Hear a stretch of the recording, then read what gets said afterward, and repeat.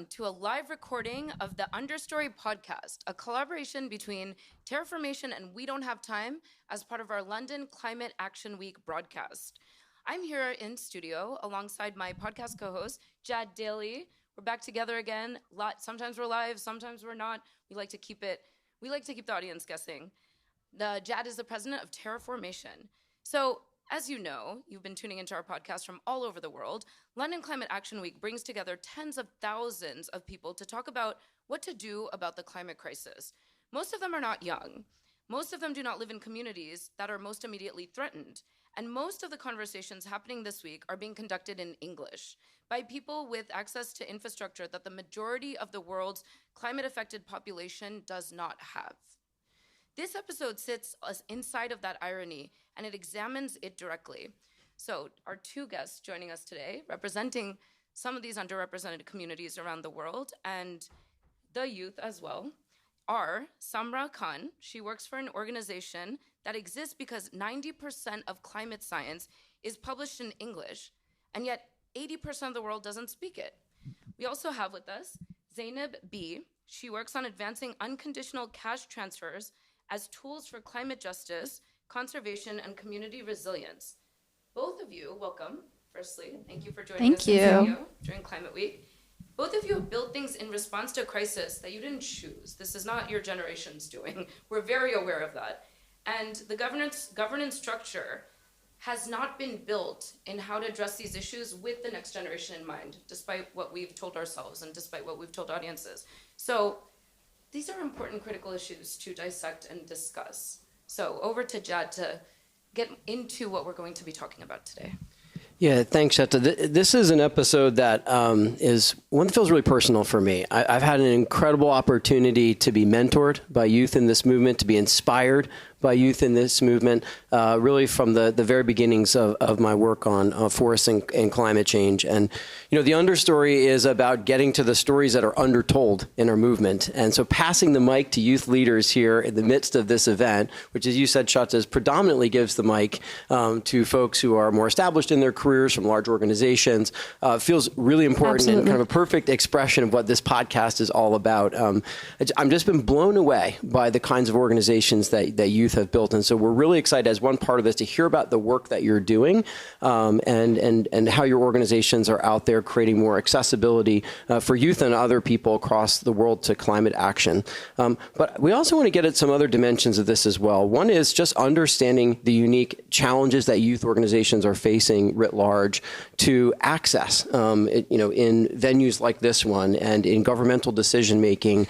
You've obviously been very successful in creating some of that access, but we'd like to hear what's that journey been about and what more do we need to do to create a truly accessible and equitable movement that empowers youth organizations in every possible way, providing platform, providing financial resources and other things to feed your success. So tell us how you built it, but also help us really understand what we need to do as a movement to continue to feed and empower the incredible leadership that youth are providing.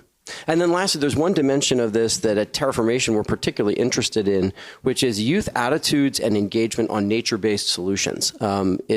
Youth have had, I think, really strong opinions both directions. Some of the hardest critiques of nature-based solutions and carbon markets, for example, have come from youth actors who are not quite sure if these are legitimate parts of the equation. Resisting our establishment. That's right. And yet at the same time, we've had incredible leadership from youth as well in empowering nature-based solutions. And so youth almost feel like a bit of a swing vote on nature-based solutions. And so really interested to get into today, what's your current thinking? What are you hearing from other youth in the movement about nature-based solutions? And what can we do to empower youth within the nature-based side of this movement, similar to the other kinds of broader questions we'll talk about in terms of empowering youth leadership in the climate movement writ large?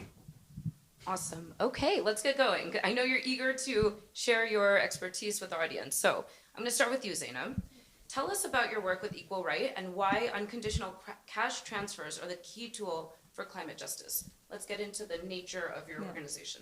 Perfect. Thank you so much. And thank you for having me in the podcast. So I'll tell you a bit about my story.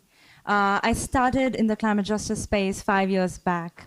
And one of this organization, I did this fellowship called Be Visionaries Mercedes-Benz Fellowship, and I started to receive monthly basic income when I was a student.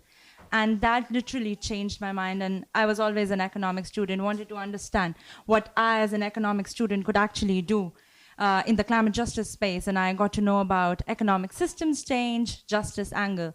And that is when I actually got the chance to dive deeper into the role of cash transfers and basic income.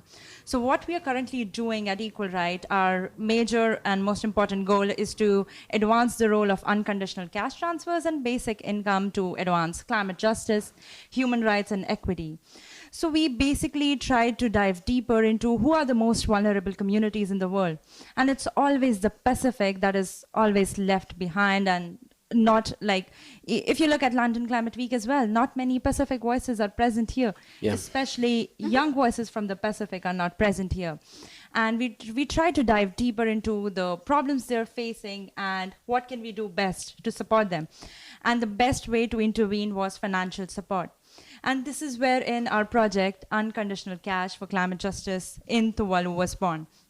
So what started as initial conversations with few Tuvaluans actually turned into a cash transfers model wherein we are giving monthly cash transfers as well as lump sum to young climate defenders in Tuvalu. And we cover a range of young people. There are droughtsmen in the space whom we are supporting. There are like people who are doing ocean conservation, and they had other jobs as well. But this kind of monthly cash transfers is actually helping them to focus more on their climate activism work, climate advocacy work. We've been able to bring in advocates and activists from the Pacific region and across the global south here in the COP and decision-making spaces as well.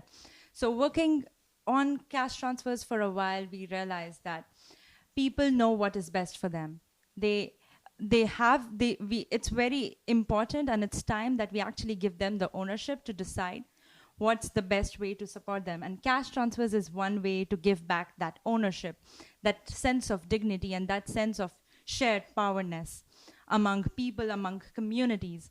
And now that we have been able to establish such kind of a pilot, we are not ending here. This is actually the beginning. And now we are looking at something called South Pacific Climate Justice Fund.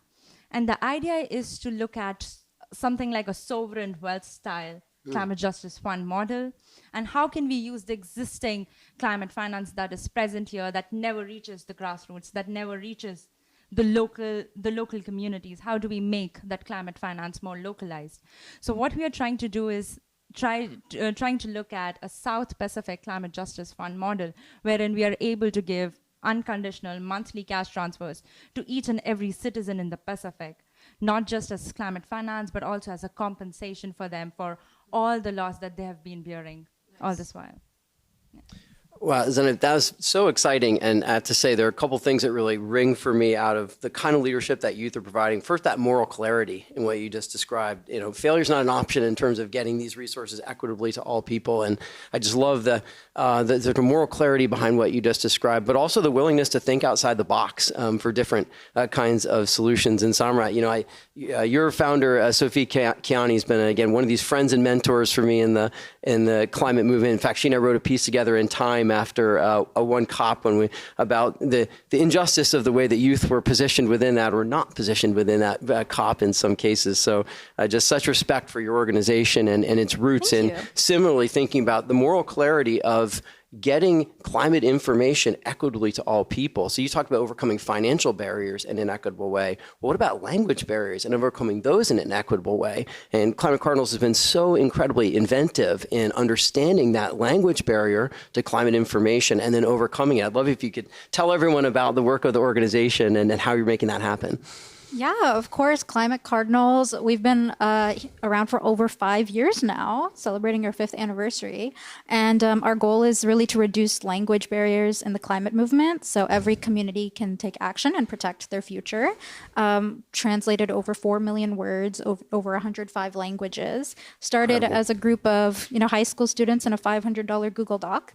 And now one of the world's largest youth-led climate education nonprofits. Incredible. And so we have, just this year, we're celebrating so much this June.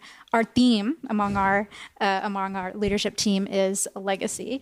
And we've been building from, doubling our chapters this year to completing our first cohort of our fellowship program. to celebrating exciting new partnerships. And but really just learning as much as we can about how can we make sure we lead our young people who themselves are destined to be amazing future climate leaders. It's moving away from giving them, you can't, you can't give a person a fish, like giving a person a fish versus teaching them how to fish. Right. That's what will make the biggest difference in their life, and that'll be most transformative. And that's why I was so interested in what you were saying about your work, because the community you're supporting, the work you're doing for them is going to be so transformational. At the time, I think in social impact or in, long-term established legacy climate organizations, they've been doing their work for so long at such a high level, it's pretty easy to forget the simple things like in our organization, if a young, student from Bangladesh who, hasn't really had too much exposure to English, although they're very keen to learn it, wants to apply for a $350 micro grant, they might get an application that has insanely challenging language, and they have to give a line item budget for every single thing they're applying for. How are they supposed to navigate that in an environment where they haven't gotten the resources they need to even kick off? And so actually just led like a fundraising training for our chapter leads a week ago. And it was all about how do you begin even fundraising in social impact. So you asked earlier about what are the biggest challenges for youth and inclusion? It's like accessibility and education. I can imagine you have similar experience as a fellow South Asian, as well as for many other reasons. You have to learn the whole process of the fundraising of the world, of the social impact world, and the legal and financial compliance. And these are all really great leadership skills that young people want to learn. And we figure out, how can we create, these resources and these learning opportunities for our members, but creating it in a way where we're not replicating the work of other organizations. In fact, taking what they're doing really, really well, learning best practices from the most excellent models, and then teaching them how to implement it themselves. And also, it's a train-the-trainer model. Everything we do, the goal is so that they can also teach it to others, because that's really what compounds our effect over time. Yeah. Can I ask you a quick follow-up question? Because it's just triggered by both of you, which is the role of technology, right? We're all thinking so much about technology as a potential, the threats and risks and unintended consequences, but also the power of technology to democratize access to information, access to language, overcoming language barriers, and access to information, access to financial opportunities. I'm just curious for the two of you, how are you thinking about and how are you finding successes potentially with using technology, for good to unlock some of the things that you're trying to do? I can go first. I think it's not just about translation; it's also about interpretation. Yeah. And being I studied majority of my a high school in English. So I find it difficult to translate even the term like climate change in Hindi. So it was especially when we talk about these terms, it's not that used often. So I think technology did play a very important role in interpreting as well as bringing in the cultural context and making it more appropriate to communities. And India with so many languages, it does help, especially all these AI softwares. Yeah. For example, if before I would say AI, it was a bit difficult because it was word-to-word translation, and it often didn't, I would say, interpret the right thing. But with AI, we have been able to actually double up our work, and I've seen people translating whole grant applications and being able to write all their stories, theory of change in different languages, and it's always so much fun. And there have been glossaries of UNFCCC difficult terminologies and difficult terms translated. Exactly. But also not just word-to-word translation, but how would you interpret in your language, in your context? Yeah. Something AI is helping with. Super interesting. How about for you all? Yeah, we actually just had a breakfast roundtable this morning here at London Climate Action Week in partnership with Purpose Social Impact. And it was a full house, and it was an amazing discussion. We, really were discussing, what is holding organizations back from implementing and embedding language justice as, a delivery imperative into their work, across their workflows, budgeting budgeting it into their work, showcasing to their decision makers as well why it's such a worthy and necessary investment. And because initially it can be very intensive work. Translations are very intensive. Technology has been a great help. For example, we've partnered with Google's AI Translation Hub, and they're one of our greatest supporters, Google.org, and with all of the on top of technology, we also make sure that all of our translations are human verified. They have to be human verified because that's how you capture the cultural context. Especially, I wonder what city are you from in India? Delhi. Okay, yeah. So you're like Hindi speaking as well. I grew up on Shah Rukh Khan movies, so I know what you mean. Like I'm Pakistani and we speak Urdu, and so. Like our words, like they are, most of our language, like it wasn't built for a post-industrial revolution society. So the words like verified or, Microsoft or something like that word, that's not a term that would apply, but any word, so many words you can think of, like we don't have time. Like those words, or terraformation. Like those concepts, they would translate very different in the Hindi or Urdu. And so, yeah. This is true for Bengali too. You're really speaking to me. I feel seen. Me trying to speak Bengali, and I tried to do a media interview when I was in Calcutta visiting my family once, and they wanted it to be in Bengali, and it was such a struggle. And it was my first language, technically.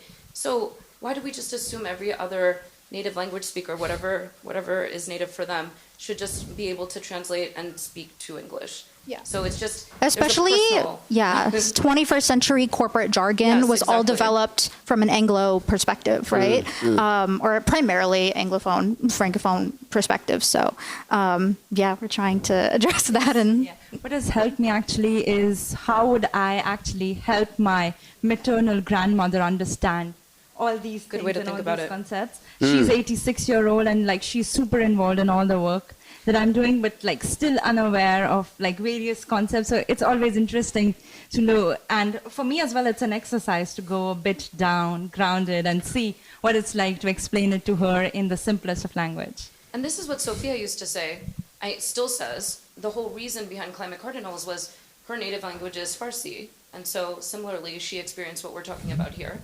And she wanted to be able to translate these science concepts, climate science concepts, to her family members. So it really is personal. That's where it all starts. And all of this is personal because we are engaging in some impact of climate every single day. Just today, in the middle of the week during London London Climate Action Week, it's so hot. This is breaking records here in Europe. And these are really impacting us and the people we care about in real time. And so this work is so critical. And thousands of people are here, right?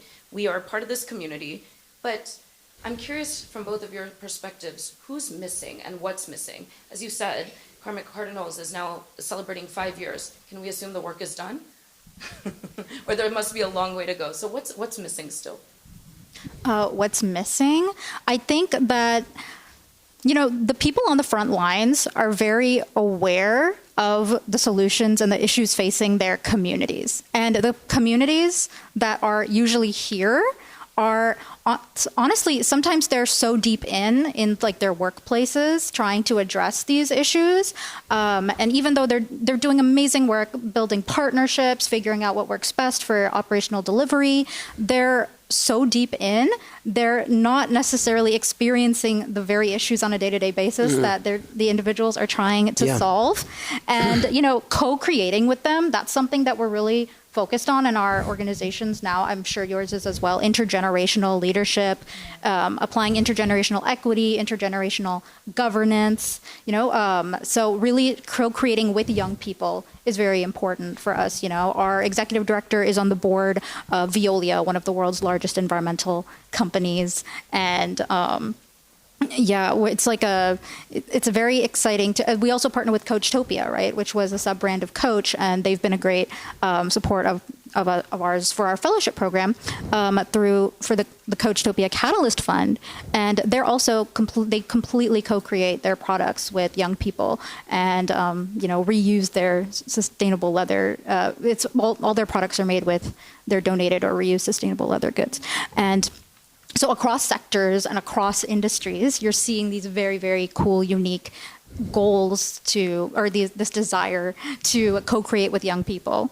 But the young people, as they get pulled into this world and working into this world, it's easy to get disconnected but because you have to put in so much time and energy, and there's a lot of learning that goes into it. But basically you start learning how to function from like the establishment's point of view. You're like, oh, how are you, how are your pitch decks and your slide decks showcasing to your potential funder, how why this would be valuable. But then you're using technical jargon to explain this process, and then you're like, oh, well, why don't we just?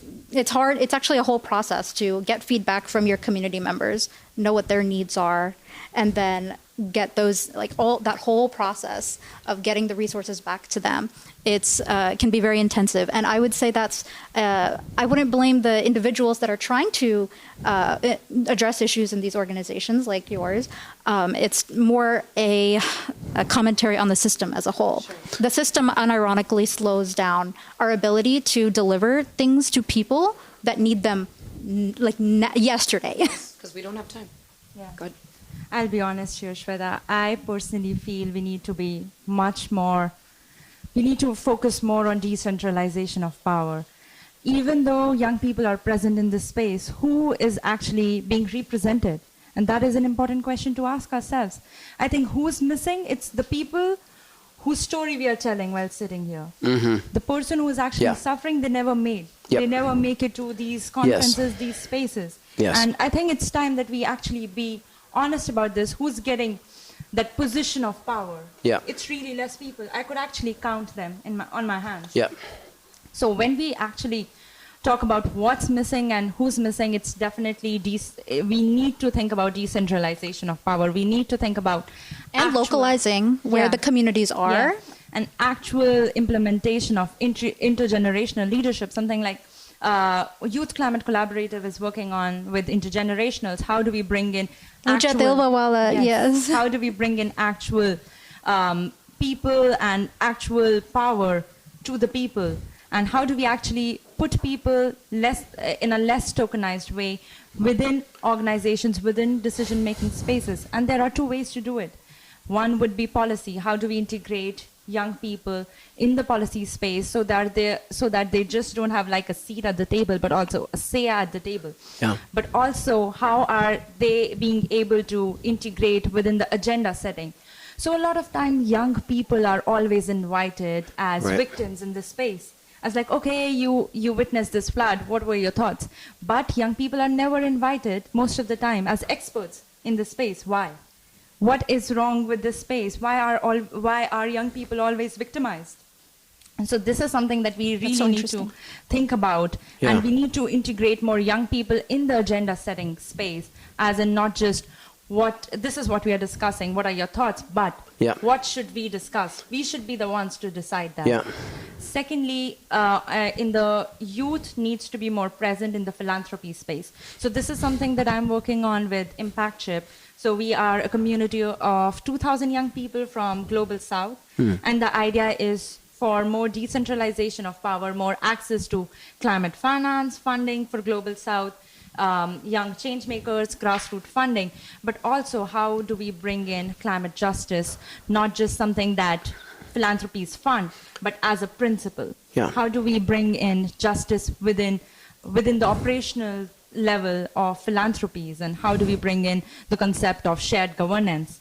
And I think young people, 60% of like India's population and 1.2 billion people, they need to be one of the, I would say, easiest way to bring in diversity within philanthropies, within decision-making space. So I think we definitely have loads to miss on. Yeah, and so I want to tug on that thread. We'll make sure we get to the nature piece of this, because I'm so interested to get your perspectives on that. But before we shift gears, I'd actually want to tug on this thread that you're both just talking about. Sophia, the founder of Climate Cardinals, and I've had this conversation, Jerome Foster, Kevin Patel, some of our great friends, people you, of course, know leaders in the youth movement, about the question of risk. And risk has been a through line through this whole conversation here. And places, for example, that finance feels is too risky to invest, and the whole question of, are we willing to go where we're needed most or only where it's safe? And it feels like the youth movement is kind of representative of that. Investing in youth organizations is seen as risky in philanthropy, and inviting youth into the room in political context is seen as risky because youth speak truth to power. Youth are going to give it to you straight when they get that seat at the table. So there's an interesting question here about our risk tolerance in this movement and being willing to really open ourselves up to the full power of youth, as you said, at the table, and as you've talked about having the full place and resources for youth leadership to fully flourish. So I'm curious if you all have ever experienced a place where you felt like you were kind of treated as too much of a risk, or you've seen that as a barrier, and what could we do to almost de-risk this or help people get over that barrier of really bringing youth into all the places that they need to be? Yeah, definitely. I was going to say, what's it called? The Youth Climate Justice Fund, you know about them, right? Have did that study, and they found that only like 0.76% of climate funding goes to youth-led organizations. But half the world's population is under 30, and all of our emerging economies are going to have young generations that are rising. Are they going into a world where they're like the lives their ancestors lived versus the lives they get to live have met the standards that the first world has first world countries have reached? We have so much abundance in our world and so much prosperity, but the distribution is so unequal. So but the youth funding, definitely. I would say we need to hold them more accountable. Just like a metric with diversity, equity, and inclusion. I think we need to not let them go of the accountability element. And young people are the best ways to keep them accountable. And I think we need to do loads on that end. I would say we need loads of resources as young people to be able to do something like that. Lots of effort needs to go into advocacy, lobbying, and actually bringing in young people and integrating it in the governance system. And one example was something that I was part of was Ørsted Youth Panel.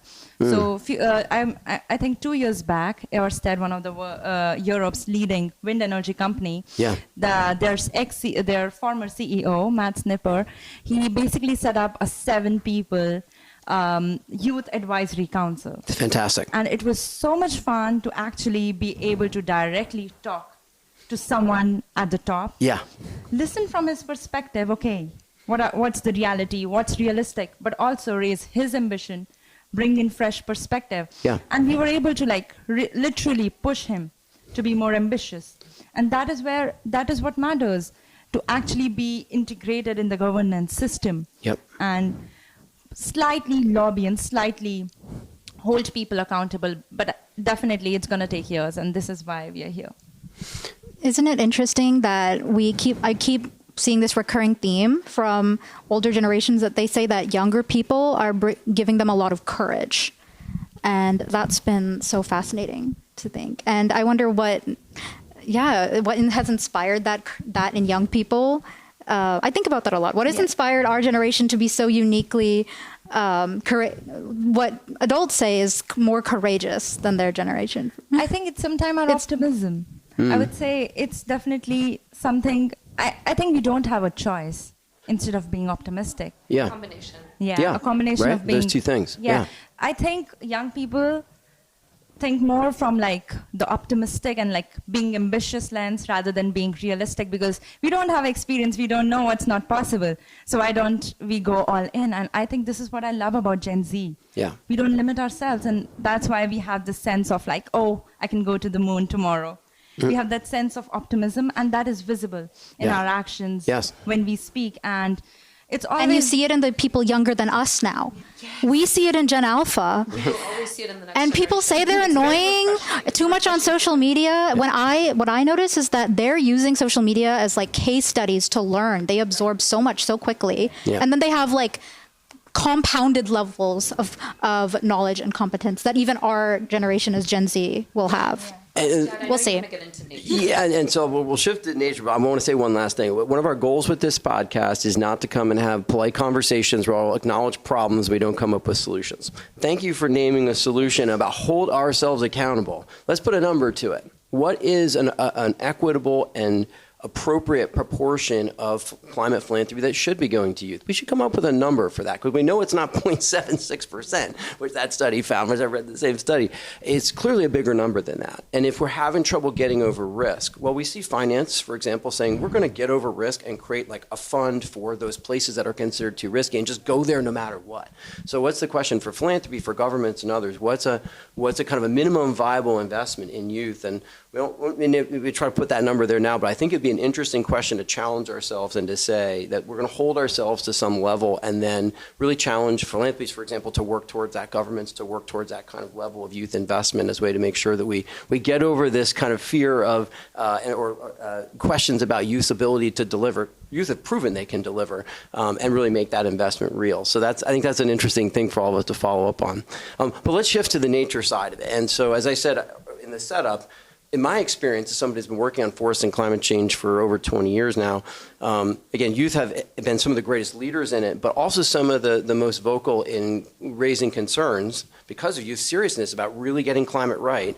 Can we really trust these nature-based solutions? Do they really work? And is the financing that's being used to advance them credible and those kinds of things? So I'd love to hear your current state, both your takes on where the kind of current state of youth perspective is on nature-based solutions as part of the totality of our climate solutions, and where do you think youth want to step in more and should be empowered to lead in this area?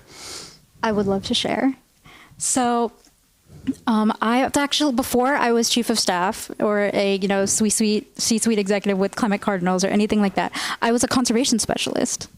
And after college, right out of college, I actually did the Climate Impact Corps program. Wow. Cool. In the United States. And I led what's known as the 100 Trees Initiative at an amazing nonprofit called the Creative Enterprise Zone. And it was really my role as an AmeriCorps member to ensure that on public boulevards in a district in St. Paul, Minnesota, where I live in the Twin Cities in Minnesota, that each year we plant 100 trees in the neighborhood, which has been historically underfunded and is a victim of redlining. And so, I'm so proud to say that we did plant those 100 trees. You were working for tree equity, as we would call that, yeah. Yeah, actually on the last day of our tree planting day, we actually had a bunch of, all of our volunteers went home. And then we were like, oh no, we're going to have like 5 to 10 trees that aren't planted. And then this van showed up to the location and was like, hi, is this St. Paul like summer festival happening today? And I looked on the calendar and that was next month. And I was like, oh, you guys have come on the wrong day. You're a month early. But then I was like, wait, they've come right here, right now. And they were like these big group of, bulky men. And I was like, hey, instead of, the festival, would you like to plant some trees today? And they were like, and then at first I only saw like 1 or 2 people at the front, and they were like, oh yeah, that sounds awesome. They opened the van and there's like 5, 6 huge bulky lumberjack men right there. And the guy in the back goes, oh yeah, my father was an arborist. I'm built for this. Let's go. And that day, just from those people showing up and me asking them, I was so scared. I thought it would be so inappropriate to ask them. I was just like, do you want to help us plant these trees? All of our trees got planted. Another example, youth are fearless, and that nature-based solutions have many access points, right? That's one of the great things about them. They can work it from individual to organizational scales. There's so many access points for youth to lead in this area. Yes, it was a completely grassroots-funded project. Yeah, totally. And it's so amazing that programs like AmeriCorps and Climate Impact Corps, create the capacity for young people to, take the initiative to build these projects on their own. It also teaches you a lot about project management. Yeah. And afterwards, I became a full-time conservation specialist. And so, Yeah, as a result of, but unfortunately, what happened is when the Trump administration came in, after my year in the AmeriCorps program, they canceled they ceased all operations for future programming. So all of those like thousands of jobs, specifically addressing nature-based solutions, conservation, right? And I think I wanted to mention that because nature-based solutions is so tied up around like our economy and economic opportunity. Yeah. So many of our problems are also potential, jobs that can be solved and are our future solutions. And I had this experience before. I was involved with Climate Cardinals as director of partnerships, but I loved my conservation work so much. And and it was really tragic to see that the funding restraints were killing these very, very needed programs at a time when they were needed more than ever. Yeah. So maybe a perfect handoff to you because you're working on economic prosperity and equity and justice in that regard. And this is an engine for economic progress and opportunity. How is this work playing out in your experience? So just to give you an example from Tuvalu, and like we were looking for young people who are quite active in this space. And while taking their interviews, we got to know that they actually just want to focus on ocean coral restoration and save it on their own. They're not waiting for other experts and like people across the globe come and save them. But they needed an economic stability. And that is what cash helped them with. So cash transfers literally gave them some time and some mental space so that they can actually do and save their planet. But apart from Tuvalu, we also have a network called Cash for Conservation Coalition that we are working at Equal Right, which is how can we leverage the use of unconditional cash transfers to look at behavioral nudges, but also motivate and encourage communities to focus on their conservation metrics. For example, in Kenya, we are setting up something called the Climate Commons Fund, wherein we are looking at the problem of overgrazing. So a particular community that we are focused on, we are looking at how we can use something like cash transfers to give communities an understanding about the negative impacts of overgrazing, but also give them some economic stability so that they can transition to other economic opportunities and other livelihood metrics as well. And apart from that, I think it's also kind of trendy as well. My best friend gifted me a tree and it got planted somewhere like in South India, and that was literally the best gift I've ever received. So I think young people have actually integrated that within our trends, within our cultures to actually think about nature and take it seriously. Well, this is why we're inspired by the next generation, because you will be. This is how we pass the baton, and this is how we solve the world's most pressing global challenges. I can't believe we're already coming up to the end, and I hate to be the bearer of cutting the conversation short, that's the worst part of moderating, but let's get a few more questions in before we end this panel, and let's talk about what you're working on and what you're hoping to accomplish in the coming months. So let me start with you, Samra. Climate Cardinals is in a phase of rapid expansion. It's a really exciting time. I'm a proud supporter. So what do you need the most to press forward with all of the different projects that you have on your agenda? I think that we have such incredible young talent that work from, volunteer level, just learning with us, volunteering 1 to 5 hours a week, incredibly dedicated, thousands of volunteers, and a very amazing executive team so we have a volunteer executive team of 70 people. We have a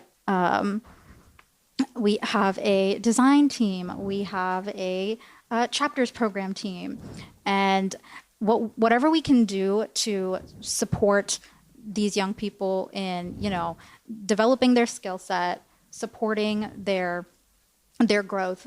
I think a lot of us have learned it's not enough to give somebody, resources. It's really about training them in a way that's transformative for their life, right?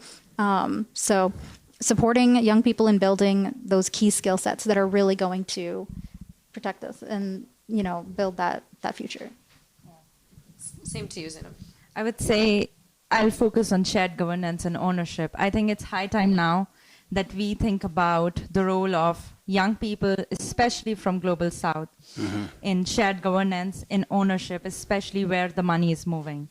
We do have a lot to say, we can decide, and it's high time that we actually transfer that ownership, either in the form of getting us involved within philanthropy systems. And these are not just principles. Like, we have been able to set up several advisory boards. We've been able to integrate young people in the governance system. So we have been able to do it. We have the case studies. We have people actually making that kind of an impact. Now it's time that you actually come to us and tell us that you're interested, and we're going to take it forward, I would say. And lastly, I think on restriction, I would say people, to all the philanthropies here, I think people know what is best for them. And cash transfers is the best way to give back people the right to decide what is best for them. And I think situations and context are so different that a lot of time, those who are the most experienced are still not able to understand what's best for a particular community. It is the member of those community that knows what is best for them, that knows what is their country and context is. Thank you. Underline, underline, underline. We All right. couldn't support that more. So we still have a few minutes, Jed, if you want to ask any final question or take it away. Bring us home. Absolutely. Well, I want to celebrate the two of you and your organizations, but as representatives of the whole youth climate movement. And as I started out this episode by saying, I have felt inspired, mentored, and at times challenged by that, again, the moral clarity of youth leadership, the relentlessness of youth to challenge conventional thinking and say, failure is not an option. I often say that's one of the things I feel like I learned from youth leaders is failure is not an option. So therefore, if we don't have a solution, we better get busy coming up with one. And you've given us great examples of inventing things, inventing solutions to really profound challenges in our movement. How do we actively get finance to people to move through climate change successfully? How do we overcome language barriers for people around the world? I think sometimes youth are so good at this that those of us forget how hard it is for youth to go from $500 and a Google document to a global organization. From, hey, I wonder if we tried this direct payments program to actually bringing something like that to life. It's so much harder than I think we see the end product, but forget how hard it was to build that. So I think the two things I hope that people take away from this episode is for all of us to challenge ourselves to say, just as you both spoken to, how do we institutionalize, in a good way, the role of youth, the resources for youth, the structural supports for youth? Because if this is what youth can do without support, overcoming all these barriers, imagine what youth leaders can do if they had the same kind of resources that other types of organizations have. I think the sky is the limit, and so it's just time for us to not take failure as an option on empowering youth. We need to do the kinds of things you talked about in terms of set a standard, and the kinds of examples that you've given, of the ways in which you all have slowly but surely gotten the access and the supports that you've needed to grow Climate Cardinals, partnerships like the ones you've mentioned with amazing corporate leaders that have embraced youth, that have been innovators. So I think we really need to, as a movement, identify those success stories and then institutionalize them in a way that makes that the new normal of empowering youth leadership. And lastly, I'm going to make the case, you both made it, but I'll just reinforce it. I have a personal belief that nature-based solutions are uniquely accessible to youth. They're uniquely powerful as pathways for empowering youth leadership, especially in the global south and in other parts of the world where access to some of the kinds of organizational, institutional opportunities might not be as immediately present, but these nature-based opportunities are right in people's home communities. And so I really hope that as part of this, we really think very carefully about the nature-based aspect of this and just making youth the front lines of the nature-based movement going forward. So thank you both so much for what you're doing and for joining us today. This has been an incredibly exciting and inspiring episode. Thank you so much for hosting us. Thank you both. Appreciate you being here, and please continue to champion the youth advocacy movement this entire week and beyond. Thank you so much. Thank you. Thanks.